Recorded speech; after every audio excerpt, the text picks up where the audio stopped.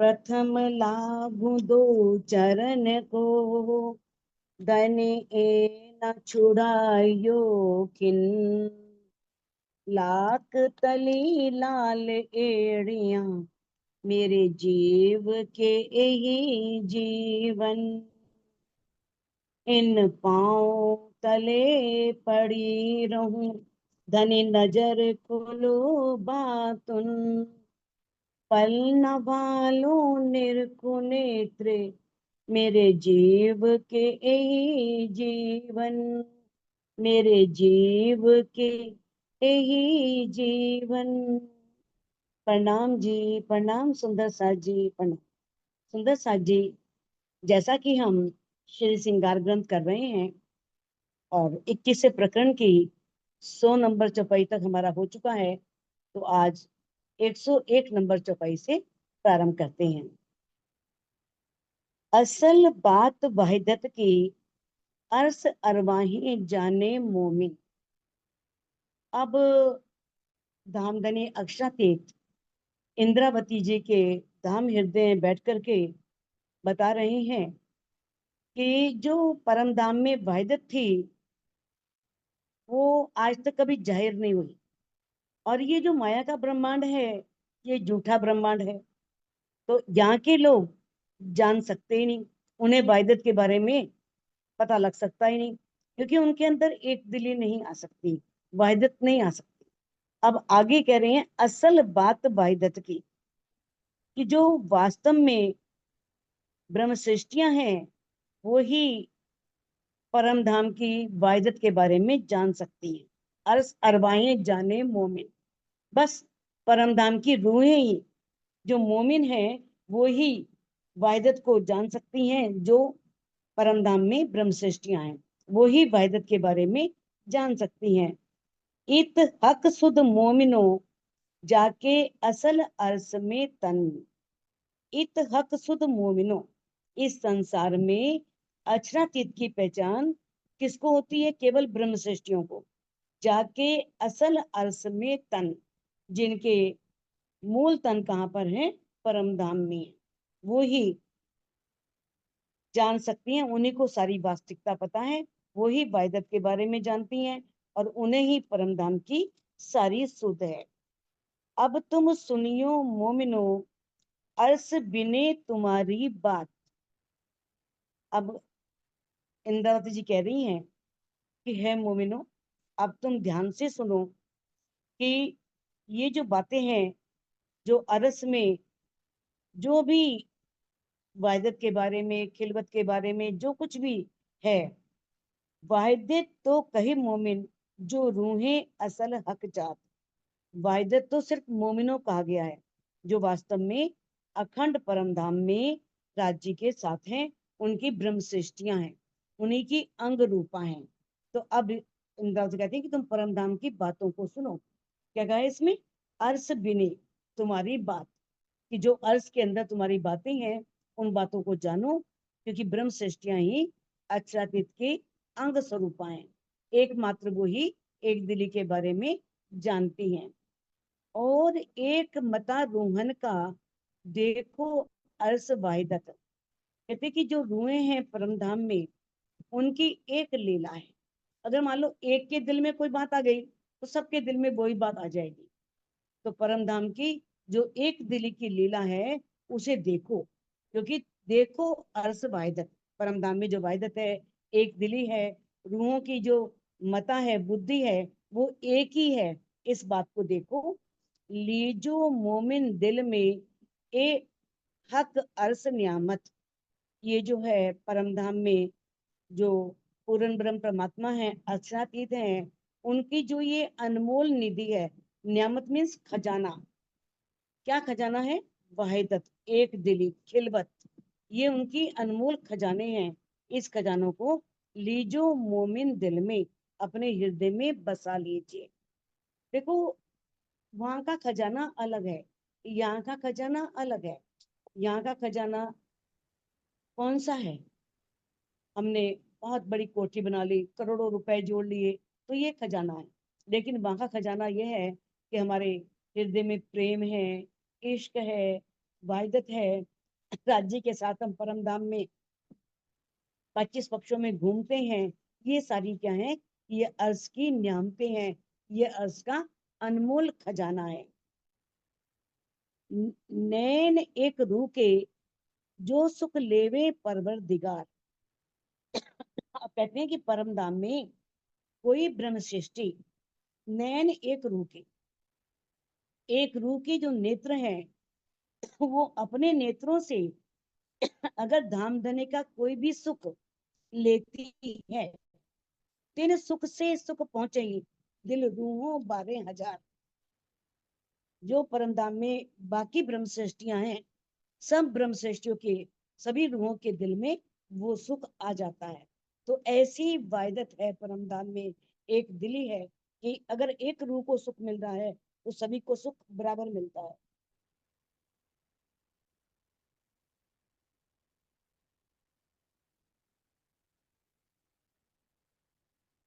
एक रूह बात करे हकसो, सुख लेवे रस रसनाई। यदि एक रूह राज्य से बात करती है और उनकी मीठी जुबान के रस को ले रही है, आनंद अनुभव कर रही है, प्रेम भरी बातें हो रही हैं, और वो राज्य के रसना से, जीवा से निकलने वाले मीठी बातों का रस ले रही है, तो सुख रूहों पावत दिल 12,000 के माए। तो परम धाम में जितनी भी रूहें हैं, उनके अंदर वो सुख अपने आप ही आ जाता है। ये नहीं कि उससे बात हो रही है, हमसे नहीं हो रही। वहां एक दिल ही है। अगर एक रूह से बात हो रही है ना, तो मानो सबसे हो रही है। सबके अंदर वो सुख आ जाता है, सभी रूहों को वो आनंद मिलता है।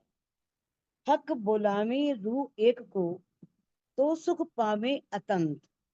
यदि धामधनी किसी ब्रह्म सृष्टि को अपने पास बुलाते हैं, तो उसे अनंत सुख मिलता है। उसकी कोई सीमा नहीं है। इतना सुख उसे मिलता है कि धामधनी ने मुझे अपने पास बुलाया है।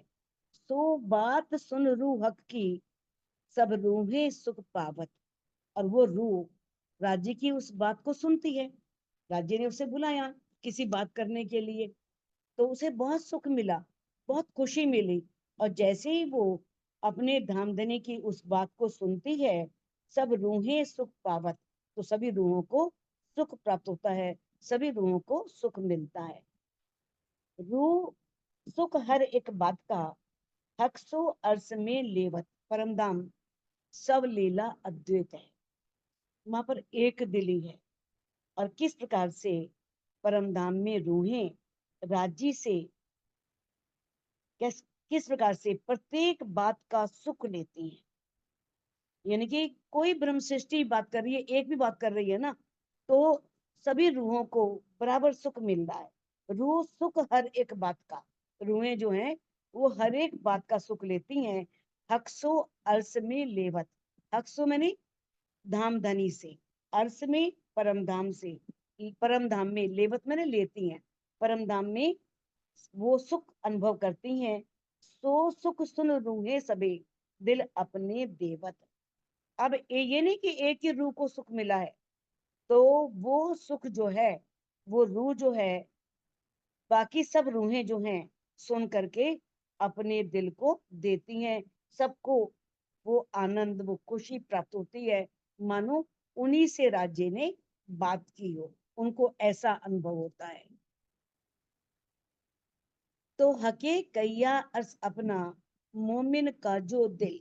इसीलिए राज्य ने मोमिनों के दिल को, ब्रह्म सृष्टियों के दिल को ही क्या कह दिया?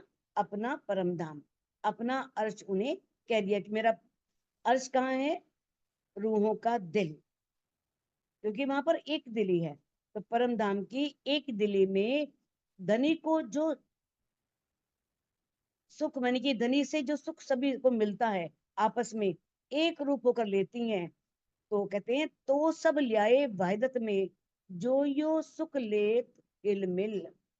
तो सब ल्याए वाहिदत में, इसीलिए वो दिल में आ गए। क्योंकि मेरी, उन्हें था कि मेरी रूहों के दिल में तो एक दिल ही है, एक को सुख मिलेगा, सबको सुख मिलेगा।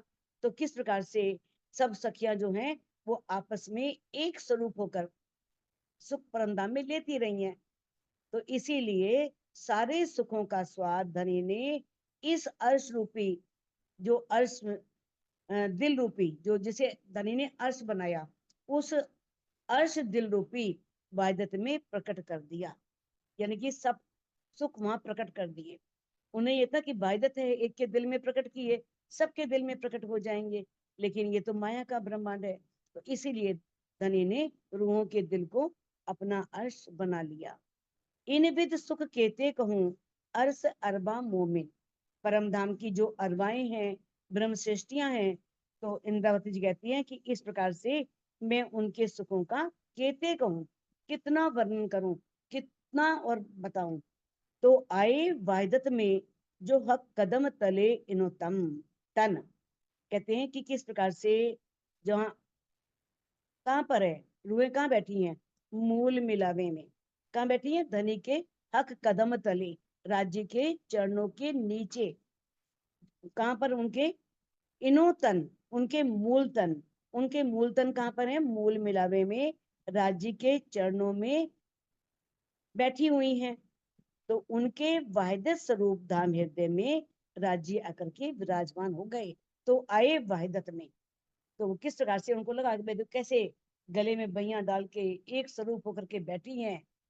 तो उन्होंने क्या किया कि उनके दिल को ही धाम बना लिया, क्योंकि संपूर्ण परम धाम खिलवत है। संपूर्ण परम धाम में, संपूर्ण परम धाम में वाहिदत है।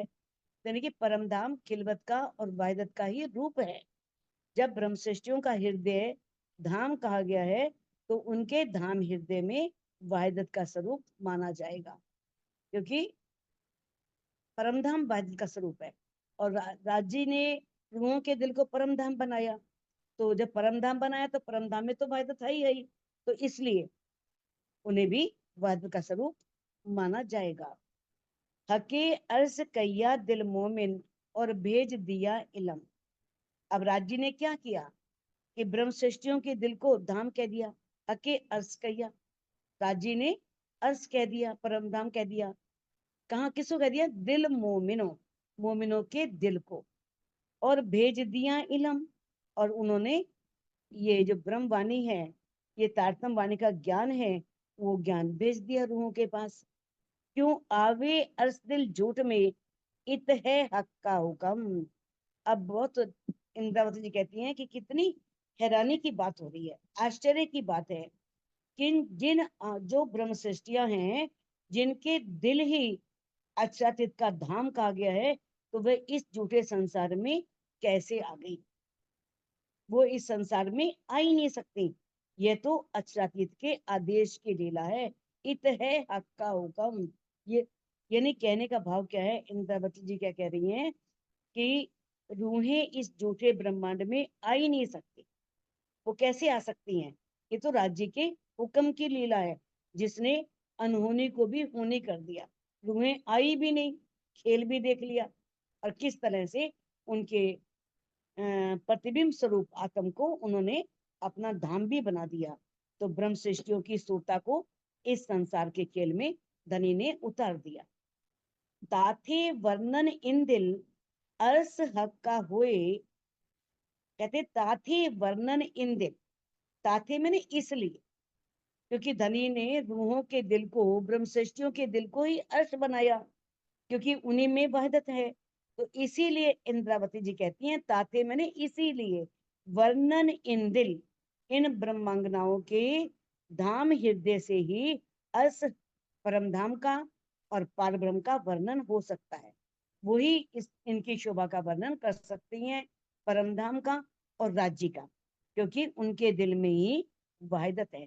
दिल को ही धनी ने परम धाम बनाया है। इश्क हक के से जल जाए और जरा न रहवे कोई। क्योंकि आत्माओं के अतिरिक्त कोई और कर ही नहीं सकता, क्योंकि धनी ने बताया है, धनी जो रूहें हैं परम धाम में रहती हैं, और वो धाम धनी के प्रेम की अग्नि को सह सकती है। उनके अंदर सामर्थ्य है। उन्हें विरह होगा, लेकिन उस विरह में भी वो तन नहीं छूटेगा उनका, क्योंकि उनके अंदर वो सहनशीलता है, वो उसे सह सकती हैं। इश्क हक के से जल जाए। इसके अलावा जो ब्रह्म सृष्टियों के अलावा जो और कोई होगा ना, चाहे ईश्वर सृष्टि है चाहे जीव सृष्टि है, वो जल करके पूर्ण रूप से भस्म हो जाएगा, वो राख हो जाता है, वो नाम मात्र के लिए भी नहीं बचता, बाकी नहीं बच सकते। ब्रह्म सृष्टियां जो है, तभी क्या है ना, जो हक देख टिकिया रहे सोई अरस के तन, जो राज्य को देखकर भी खड़ा रहे उसे ही अर्श का तन कहा है। सोई करे मूल मजकूर, सोई करे वर्णन, वही मूल की बातें करता है और वही परम धाम का वर्णन करता है। तो इसमें बताया है कि किस प्रकार से जो ब्रह्म सृष्टियां हैं वो राज्य को देख करके परम धाम को, यानी कि उनको दिख रहा है कुछ भी तो वो उसके तेज को सहन कर सकती हैं। क्योंकि पुराण संहिता में, मेश्वर तंत्र में, इसमें वर्णन तो किया है, किसका किया है? केवल ब्रह्म का, उसके धाम का वर्णन किया है। और उनकी, उसके आनंद का, योग माया की शोभा का वर्णन तो उसमें है। यद्यपि जो उन्होंने वर्णन किया है उनका लक्ष्य तो अक्षरातीत है, लेकिन फिर भी परम धाम का आंशिक रूप से, मानी बहुत थोड़ा सा प्रतिबिंब रूप होने से अक्षरातीत का ही भाव ले लिया उन्होंने, कि ये अक्षरातीत का ही भाव। तो कहने का मतलब क्या है कि जब अक्षरातीत के सत अंग अक्षर ब्रह्म भी परम धाम के इश्क की लीला का रसपान नहीं कर पाते। पता है ना, अक्षरातीत के मूल में प्रेम इश्क वर्तत, सो सुध अक्षर को नहीं कि निविद के लिए करत। जो राजी का सत अंग है उसको भी नहीं मालूम कि पूर्ण ब्रह्म परमात्मा अपनी आत्माओं के साथ कौन सी इश्क की लीला करते हैं, वही उसका रसपान नहीं कर पाता तो ईश्वरी सृष्टि, जीव सृष्टि कैसे कर सकेगी? बस ब्रह्म सृष्टियां ही हैं, क्योंकि उनका स्वरूप प्रेम का है, इसलिए वो प्रेम अग्नि में जलती नहीं है, बल्कि उसका आनंद लेती है। कहा है ना इंद्रावती जी ने, एता सुख तेरे विरह में, तो कहते जब तेरे विरह में इतना सुख है, इतना आनंद है, तो वास्तव में जब आप मिलोगे तब कितना सुख होगा, कितना आनंद होगा। तो यानी कि वो तो आनंद लेती है विरह में भी, उन्हें तपन नहीं होती या जलन नहीं होती, जलती नहीं है। तो बाकी जो जीव सृष्टि है वो तो जैसे रुई जलती है ना अग्नि में, ऐसे जल करके एकदम उसका तन नहीं रहता, वो उसका अस्तित्व को वो बचा नहीं सकती। इन दिल को अस्तो कैया, जो खोल दिए बका द्वार। अब ब्रह्म सृष्टियों के दिल को राजी ने परम धाम क्यों कहा है? इसलिए कहा गया है खोल दिए बका द्वार, क्योंकि धामधनी ने इनके हृदय में विराजमान होकर के परम धाम के दरवाजे को खोल दिया है। इनके यानी कि इंद्रावती जी के, इंद्रावती जी के धाम हृदय में विराजमान होकर के यानी परम धाम का दरवाजा खोल दिया है उन्होंने। खोल दिए बका द्वार, बका मीन्स अखंड परम धाम के दरवाजे को खोल दिया है। ताते फिर वर्णबू हक वाहिदत का श्रृंगार। तो इंद्रावती जी कहती हैं इसलिए बार बार मैं क्या कर रही हूँ, जो परम धाम में विराजमान है उनके श्रृंगार का वर्णन कर रही हूँ। हक वाहिदत, जो वाहिदत का स्वरूप है, कौन? धामधनी अक्षरातीत, उनके श्रृंगार का मैं वर्णन कर रही हूँ। तो बताया है कि जिस तरह से धरिषी देवचंद जी हैं, सुंदरबाई जी, इंद्रावती हैं, उनके हृदय में धनी विराजमान हुए, धामधनी ने परमधाम का पूरा ज्ञान उतारा। और फिर किस प्रकार से छत्रसाल जी, लालदास जी, जो और भी ब्रह्म मुनि हुए हैं, उनके द्वारा भी इसका प्रसार हुआ, तो इनके दिल ही धाम की शोभा मिली, तभी ऐसा हो सका। तो कहते हैं कि परम धाम में श्री राज श्यामा जी तथा सखियों का श्रृंगार समान है, एक सा है। जैसा राज जी का श्रृंगार है वैसे श्यामा जी का है, वैसी सखियों का है। इसलिए इसे कहते हैं वैदत का श्रृंगार, एक दिली का श्रृंगार। तो इसलिए कहा है कि मैं बार बार वैदत के स्वरूप जो है राजी, श्यामा जी और सखियां, उनके श्रृंगार का वर्णन कर रही हूँ। किशोर सूरत हादी हक्की, सुंदर शोभा पूरन। जो धामधनी है, अचरातीत है, और जो श्यामा महारानी है, उनकी सूरत कैसी है? वो किशोर स्वरूप है, यानी कि किशोर स्वरूपा। तो कहते हैं किशोर सूरत हादी हक की, राज श्यामा जी की युगल स्वरूप की सूरत जो है वो किशोर है। सुंदर शोभा पूरन, इनकी शोभा पूरन है, यानी कि भरपूर, आनंद से भरी हुई, बहुत सुख देने वाली, आनंद देने वाली है।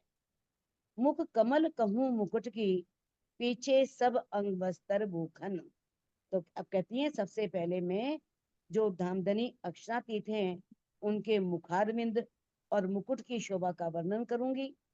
पीछे सब अंग बस्तर भूखन, इसके पश्चात में जो बाकी वस्त्र और आभूषण है उनका वर्णन होगा।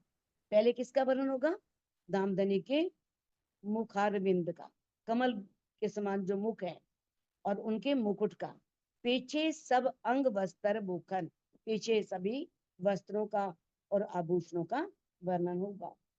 नक शिखलो वर्णन करूं, याद कर अपना तन। तो है, अब इंद्रावती जी कहती हैं कि है मेरी रूह, अब तू कर, याद कर अपना तन।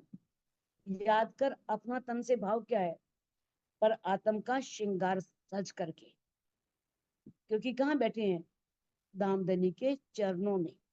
तो अपनी पर आत्म का श्रृंगार करके, सज करके धनी के चरणों में बैठ जा, और फिर अपने खोल नैन खिलवत में, और वहां पर अपने जो अंदर के नेत्र हैं, आत्मिक नेत्र हैं, उनको मूल मिलावे में खोल, और अपने प्रीतम को देख।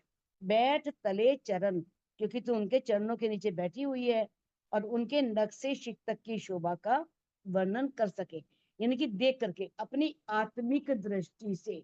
ये सब बातें चितवनी की हो रही हैं, क्योंकि आत्मिक दृष्टि चितवनी में ही खुलती है। तो इंद्रावती जी कहती है कि किस तरह से अपने आप को ऐसा अनुभव करना है कि हम राज्य के चरणों में बैठे हुए हैं, और मैं बैठे हुए उनके नक्शे शिक्त की शोभा को अपने दिल में बसाना है। तो इंद्रावती जी वर्णन कर रही हैं, और कह रही है कि तेरे को सबसे पहले अपनी रूह से कह रही है कि परात्म का श्रृंगार सज करके अपने आत्मिक दृष्टि से देख, क्योंकि नक्शे शिक्त का वर्णन करना है तो आत्मिक दृष्टि से देखकर ही उसका वर्णन किया जा सकता है। कहते हैं जैसा कहत हूँ हक को, यो ही हादी जान। अब इंद्रावती जी कहती हैं जैसा मैं राज्य की शोभा का वर्णन करती हूँ कि राज्य कैसे हैं, तो मान लो श्यामा जी भी वैसी हैं। श्यामा जी भी जैसे राज्य सुंदर हैं, उनके वस्त्र सुंदर हैं, आभूषण सुंदर हैं, वैसे ही श्यामा जी भी बहुत सुंदर है, उनके वस्त्र और आभूषण बहुत सुंदर हैं। आशिक माशुक दो एक है, आशिक और माशुक दोनों बिल्कुल एक है। कर दई मसीहे पहचान, इस ये हमें किसने पहचान दे दी है? मसीह हमारे कौन है? हमारे हादी श्यामा महारानी सतगुरु धनी श्री देवचंद जी ने इस बात की पहचान करा दी है कि राज्य श्यामा जी एक ही स्वरूप है। कहने का भाव यह है कि जब युगल स्वरूप का श्रृंगार एक जैसा ही है, तो राज्य का श्रृंगार पुरुष भाव में और श्यामा जी का श्रृंगार अंगना भाव में क्यों भाई? जब एक ही है तो उनका अलग अलग वर्णन क्यों कहा किया है? तो उसके उत्तर में स्वामी जी ने भावार्थ में ये दिया है कि परम धाम में इस संसार के स्त्री पुरुष जैसी भावना नहीं है। संसार में भी शारीरिक दृष्टि से ही स्त्री पुरुष में भेद होता है, जीव की दृष्टि से नहीं होता। विज्ञान की भी दृष्टि से प्रत्येक पुरुष में कुछ स्थित होता है, और प्रत्येक स्त्री में कुछ पुरुषत्व होता है। तो सागर में बताया है, सागर में 7वें प्रकरण में 31 नंबर की चौपाई है, शोभा श्यामा जी की निपट अति सुंदर। कि श्यामा जी की शोभा जो है वो वास्तव में बहुत सुंदर है। कहते हैं अंतर पट खोल देखिए, यदि हम अपने अंदर के पट खोलें तो दो आवत एक नजर, तो दोनों एक ही नजर आते हैं, फर्क नहीं है। राज्य ही श्यामा जी हैं, श्यामा जी ही राज्य हैं, क्योंकि राज्य का दिल ही श्यामा जी और सखियों के रूप में लीला कर रहा है। अलग अलग स्वरूप की कल्पना की ही नहीं जा सकती। इस संसार के भावों के अनुसार जो है अंगना भाव या पुरुष भाव का श्रृंगार किया जाता है, लेकिन वास्तव में दोनों एक है। आत्मिक दृष्टि से, जीव की दृष्टि से एक है। तो इस त्रिगुणातीत शोभा को शब्दों की सीमा में नहीं बांधा जा सकता, कभी भी नहीं बांधा जा सकता। दोनों एक हैं और दोनों का स्वरूप एक ही है, यानी कि दोनों अलग नहीं है। जैसे पुरुष और पुरुष में उसका सामर्थ्य, शक्ति अलग नहीं होती ना। शक्तिमान, शक्तिमान में शक्ति अंदर ही होती है ना। तो ऐसे ही जो पार ब्रह्म है, उनकी शक्ति स्वरूपा श्यामा जी उनके अंदर विराजमान, और सभी अंगनाएं श्यामा जी की अंग स्वरूपा है। तो सब एक हैं। कहते हैं युगल स्वरूप तो कहे जो आशिक माशुक एक अंग। अब युगल स्वरूप, आशिक और माशुक का स्वरूप एक होता है। जो प्रेम करने वाला है और जिसे प्रेम करते हैं, है ना, वो दोनों एक हो जाते हैं बिल्कुल ही। तो उनका स्वरूप एक ही होता है। इसलिए अचरातीत को युगल स्वरूप के रूप में वर्णित किया जाता है। युगल स्वरूप यानी कि राज्य श्यामा जी। कहते हैं इन खिन में कई रूप बदले, यही विध हादि रंग। जैसे एक पल में अनेकों रूप बदल जाते हैं, उसी प्रकार श्यामा जी का भी श्रृंगार पल पल में बदलता है। जैसे राज्य का श्रृंगार एक पल में बदलता है, वैसे ही श्यामा जी का श्रृंगार भी एक पल में कई रूप धारण करता है, कई तरह से दिखाई देता है। हमारे फुरमान में हके केते लिखे कलाम। अब जो हमारे धर्म ग्रंथ हैं, उन धर्म ग्रंथों में राज्य ने बहुत से स्थानों पर लिखे कलाम, ये बातें लिखी हैं। माशुक मेरा मेहमद, आशिक मेरा नाम। कि श्यामा जी मेरी प्रीतम है, आशिक मेरा नाम, मैं ही उनका प्रेमी हूँ, मैं ही उनका आशिक हूँ। तो इस प्रकार से आगे बताया है कि ये उदाहरण बहुत जगह हैं। पुराण संहिता में भी है, महेश्वर तंत्र में भी चौपाई सुनी है। इससे मिलता जुलता भाव ही पुराण संहिता में है और महेश्वर तंत्र में है। इसी प्रकार से पुराण में भी सेम यही प्रश्न है, यही बात लिखी हुई है। तो यहाँ पर मंगलाचरण संपूर्ण होता है। आगे केस तिलक नीलाट पर दो रेखा चली लग कान। अब राज्य के नीलाट में ने मस्तक पर दो रेखा लगी चली लग कान। केशों और ललाट पर तिलक की शोभा है। मस्तक पर केश हैं सुंदर, और यानी कि राज्य के मस्तक पर सुंदर केश और तिलक की शोभा विराजमान है।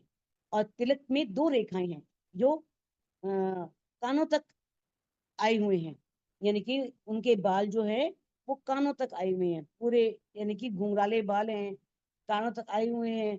और तिलक में उनकी दो रेखाएं हैं। केश न कोई घटबड़, और बाल भी कैसे हैं, कोई छोटा बड़ा नहीं है, एक साथ एक जैसे। शोभा चाहिए जैसी शुभान, जहाँ जैसी शोभा की आवश्यकता है वैसी ही शोभा दिखाई देती है। वहां पर कोई ऐसा नहीं है कि बहुत सुंदर कोई बाल काटने वाला हो, बहुत सुंदर। वो तो बने हुए हैं अनादिकाल से, वैसे ही सुंदर। न बालों को कटवाया जाता है, लेकिन फिर भी वो एक से रहते हैं वैसे ही, न घटते हैं न बढ़ते हैं, ना इस ब्रह्मांड की तरह टूटते हैं, वैसे ही रहते हैं। वैसे ही सुंदरता उनके अंदर बनी रहती है। एक शाम नूर केशन की चली रोशन बांध किनार। एक शाम नूर केशन की, अब राज्य के जो काले काले बाल हैं, उन काले काले बालों से कहते हैं नूर केशन की चली रोशन बांध किनार। चली रोशन, उनसे निकलती हुई रोशनी जो बहुत जगमग कर रही है, एक तरह की नूरी आभा। बांध किनार, वो मस्तक के किनारे किनारे होते हुए कानों तक चली गई है। इतनी सुंदर उसकी शोभा है। किस प्रकार से काले काले बालों से काले रंग की बड़ी सुंदर एक पूरी आभा निकल रही है, जो उनके मस्तक से, सिर माथे से होते हुए वो कहाँ चली गई है? कानों तक चली गई है। दूजी गोर नीलाट संग, और इसके साथ ही जो ललाट है, ललाट से, ललाट भी मस्तक को ही बोलते हैं, जो गोरे रंग की आभा है, ललाट तो गोरा है, तो गोरे रंग की जो कांति है, दूजी गोर नीलाट संग, और दूसरी जो है, एक तो काले रंग की आभा और दूसरी गोरे रंग की, श्वेत वर्ण की, जो ललाट से उठ रही है, करे जंग ज्योत अपार, यानी कि दोनों आपस में अपार ज्योति कर रही हैं, अपार प्रकाश कर रही हैं, और ऐसा लगता है कि मानो दोनों आपस में जंग कर रही हैं, युद्ध कर रही हैं कि किसकी आभा सबसे अधिक है। यानी कि दोनों ही बहुत सुंदर प्रतीत हो रही हैं। जो उनके बालों से निकलने वाली काली नूरी आभा और ललाट से निकलने वाली गौहर वर्ण की कांति की जो झलक निकल रही है, जो शोभा निकल रही है, दोनों ही बहुत सुंदर लग रही हैं। ऐसा लग रहा है मानो दोनों आपस में क्या कर रही हूँ? जंग कर रही हूँ। शोभा चली आई लवने लग, पीछे आई कान पर होए। अब बालों की जो ये शोभा है, जो बहुत अद्वितीय है, शोभा चली आई लवने लग, लवने मैंने कनपटी, यानी कि कानों के कुछ ऊपर से लवने लग, पीछे आई कान पर हुए, और फिर बाद में ऊपर से होते हुए फिर पीछे तक आई है। यानी कि वो जो शोभा है ना, वो कहाँ से आ रही है? बहुत अद्वितीय शोभा है। वो कानों के कुछ ऊपर से होते, कनपटी बोलते, कानों के कुछ ऊपर से होते हुए फिर पीछे तक आई है। और कहते हैं, आए मिली दो तरफों की, शोभा कहवे न समर्थ कोई। अब मस्तक के दाएं बाएं, यानी कि दोनों कानों की तरफ, दाईं तरफ भी बाईं तरफ भी, दोनों तरफों की शोभा ऐसे आई है जिसका वर्णन करने की समर्थ कोई, किसी में भी सामर्थ्य नहीं है। इतना सौंदर्य है, इतनी उसकी कांति है कि उसका वर्णन इन शब्दों में नहीं किया जा सकता। तो इस चौपाई को अनम्यूट करके आप दोहरा सकते हैं। शोभा चली आई लवने लग, शोभा पीछे आई कान पर होए, पीछे पीछे आई कान कान पर पर होए, होए। आए मिली दो तरफ की, आए मिली दो आए तरफ मिली की, दो तरफ दो की, तरफ की। शोभा कहवे न समर्थ कोई, शोभा शोभा कहवे न कहवे समर्थ कोई। बोलो श्री प्राणनाथ प्यारे